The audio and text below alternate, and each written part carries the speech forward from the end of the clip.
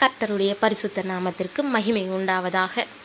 இன்றைக்கான அனுதின ஆவிக்குரிய ஆகாரம். யோசேப்பு தன் தகப்பனை அடக்கம் பண்ணின பின்பு அவனும் அவன் சகோதரரும் அவனுடைய தகப்பனை அடக்கம் பண்ணுவதற்கு அவனோட கூட போனவர்கள் யாவரும் எகிப்துக்கு திரும்பினார்கள்.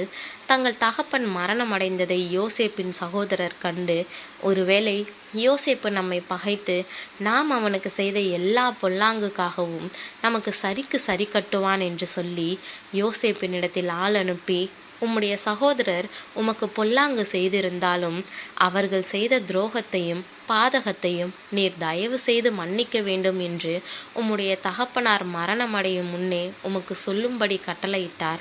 ஆகையால் உம்முடைய தகப்பனாருடைய தேவனுக்கு ஊழியக்காரராகிய நாங்கள் செய்த துரோகத்தை மன்னிக்க வேண்டும் என்று அவனுக்கு சொல்ல சொன்னார்கள்.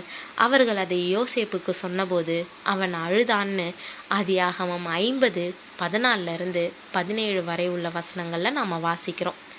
சகோதரர்கள் எகிப்துக்கு திரும்பி வந்து 17 வருடங்கள் அங்கேயே வாழ்ந்தப்போ இருந்த பழைய பயம் அவங்கள திரும்ப திரும்ப பிடிச்சுது. அதனால் அவங்க யோசேப்பு கிட்ட ஆள் அனுப்பி அவனுடைய தயவையும் மன்னிப்பையும் எதிர்பார்க்குறாங்க. எகிப்தில் யோசேப்பு வகித்த சக்தி வாய்ந்த பதவியின் காரணமாகவும் கடந்த காலத்தில் தாங்கள் எவ்வளவு பொல்லாதவங்களாக இருந்தாங்கன்றதை உணர்ந்ததாலும் அவங்க இன்னும் அவனுக்கு பயந்தாங்க. அதனால் அவங்க 2 அடிப்படையில் தங்கள் மன்றாட்டை முன்வைக்கிறாங்க. யோசேப்பு தங்களை பழிவாங்க தற்பொழுது முகாந்திரமும் இல்லைன்னாலும் தங்களின் பழைய பாவத்தினால பழிவாங்கப்படலான்னு நினச்சாங்க. ஆனால் யோசேப்பு அவங்களுடைய தந்தையை அதிகமாக நேசித்தான். அதனால் நிச்சயமாக அவங்களுடைய தந்தையின் பொருட்டு அவங்கள மன்னிக்க வாய்ப்பு இருக்குதுன்னு நினச்சி தங்கள் தகப்பன் அவங்கள பழிவாங்கக்கூடாதுன்னு சொன்னதாக குறிப்பிடுறாங்க. 2வதா அவங்களுடைய தந்தையின் தேவனுடைய நாமத்துக்காக அவங்கள மன்னிக்கணும்னு முறையிடுறாங்க. நிச்சயமாக தேவனுடைய பேருக்காக அவங்கள மன்னிக்க வாய்ப்பு இருக்கிறதா அவங்க நினச்சாங்க. யோசேப்பு தன் சகோதரர்களின் வேண்டுகோளை கேட்டு அழறான். 17 ஆண்டுகளாக அவன் அவர்களை அதிகமாகவே கவனித்து கொண்டான். ஆனால் இன்னும் அவன் பழி வாங்குவான்னு அவங்க பயந்தாங்க. அவங்க யோசேப்பை மிகவும் குறைவாகவே புரிஞ்சுக்கிட்டாங்க. அதே போல் யாக்கோபின் வார்த்தைகளை கேட்ட பிறகும் அவங்க தங்கள் தகப்பனின் தேவனை மிகவும் குறைவாக அறிஞ்சிருக்கிறத வெளிப்படுத்தினாங்க. யோசேப்பு அவர்களை நோக்கி, பயப்படாதிருங்கள், நான் தேவனா?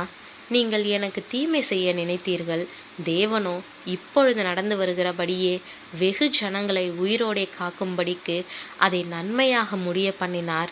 ஆதலால் பயப்படாதிருங்கள், நான் உங்களையும் உங்கள் குழந்தைகளையும் பராமரிப்பேன்னு அவங்களுக்கு ஆறுதல் சொல்லி அவங்களோட பட்சமாக பேசினான்னு 19-21 வரை உள்ள வசனத்தில் நாம் வாசிக்கிறோம். யோசேப்பின் விசுவாசம் அதிகமாக சோதிக்கப்பட்டப்போ அவன் விசுவாசத்தில் உறுதியாக நின்னான். அடிமையாக விற்கப்பட்ட போதும் செய்யாத குற்றத்துக்காக சிறைக்கு அனுப்பப்பட்ட போதும் அவனுடைய நம்பிக்கை குலைஞ்சு போகலை. கர்த்தர் மீது அவன் கொண்டிருந்த விசுவாசம் பாராட்டுக்குரியதாக இருந்துச்சு. உரிய காலத்தில் அவன் பார்வோனின் அரசவையில் மிக உயர்ந்த பதவிக்கு உயர்த்தப்பட்டான். தனக்கு எதிராக தன் சகோதரர்கள் செஞ்ச பாவத்தை மன்னிச்சப்போ அவருடைய விசுவாசம் மீண்டும் வெளிப்படுது. பார்வோனின் அரசவையில் அவன் நீண்ட காலம் வாழ்ந்ததன் மூலமா அவனுடைய விசுவாசம் இன்னும் மேம்பட்டுச்சு. யோசேப்புக்கு கர்த்தர் மிகவும் உண்மையானவராக இருந்தார். மனுஷங்க என்ன செஞ்சாலும் அதை நன்மையாக மாற்றக்கூடிய வல்லமை உள்ளவரையே அவன் விசுவாசித்தான். அதே போல் தேவன் எதை அனுமதித்தாலும் அவருடைய திட்டம் சிறப்பானதாகவும் நன்மையானதாகவும் இருக்குன்றதை அவன் உறுதியாக நம்பினான். அவன் சந்தித்த கருப்பு நாட்களை கடக்க தேவன் தான் அவனுக்கு பலத்தை கொடுத்தாருன்றதில் அவன் தெளிவாக இருந்தான். 110 வயது வரை அவன் விசுவாச வீரனாக வாழ்ந்தான். தன் சகோதரர்கள் வாழ்வதற்கு உப்பாகவும் வெளிச்சமாகவும் மலை மேலுள்ள பட்டணமாகவும் இருந்தான். யோசேப்பு தன் சகோதரரை நோக்கி, நான் மரணமடையப் போகிறேன், ஆனாலும் தேவன் உங்களை நிச்சயமாய் சந்தித்து நீங்கள் இந்த தேசத்தை விட்டு தாம் ஆபிரகாமுக்கும் ஈசாக்குக்கும் யாக்கோபுக்கும் ஆணையிட்டு கொடுத்திருக்கிற தேசத்துக்கு போக பண்ணுவார்னு சொன்னதும் இல்லாமல், தேவன் உங்களை சந்திக்கும்போது என் எலும்புகளை இவ்விடத்திலிருந்து கொண்டு போவீர்களாக என்று சொல்லி யோசேப்பு இஸ்ரவேல் புத்திரரிடத்தில் ஆணை எடுத்து விட்டு கொடுத்தான். பிரியமானவர்களே, யோசேப்பின் விசுவாசமுள்ள வாழ்க்கை நமக்கு மிகப்பெரிய பாடமாக அமைஞ்சிருக்குது. யோசேப்பு இஸ்ரவேல் புத்திரர் அனைவருக்கும் விசுவாசத்தின் வளர்ச்சியில் ஆர்வமுள்ள மற்றும் அர்ப்பணிப்போடு இருக்கக்கூடிய அனைவருக்கும் ஒரு முன்மாதிரியை முன் வச்சிருக்கிறான். நாமளும் வாழ்வின் இறுதி வர கர்த்தர் மீது நிலையான மற்றும் துடிப்பான விசுவாசத்தை வளர்த்து கொள்வோன்னு தீர்மானிப்போம்.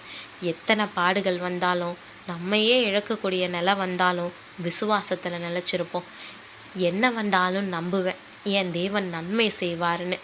எங்கே அனுப்புனாலும் முறுமுறுக்க மாட்டேன், அவர் என்னோடு உண்டு. யார் என்னை கைவிட்டாலும் அவர் கரம் கூட உண்டு. எவர் பழி போட்டாலும் நான் பழி வாங்க மாட்டேன், ஏன்னா என் தேவன் இவர்னு எப்பொழுதும் யோசேப்பை போல சொல்லுவோம். விசுவாச வாழ்க்கைக்கு ஆதியாகமம் முழுவதும் படித்த பாடங்களை பயன்படுத்தி கொள்வோம். தேவன் தாமே கிருபையும் தயையும் செய்வாராக. ஆமேன்.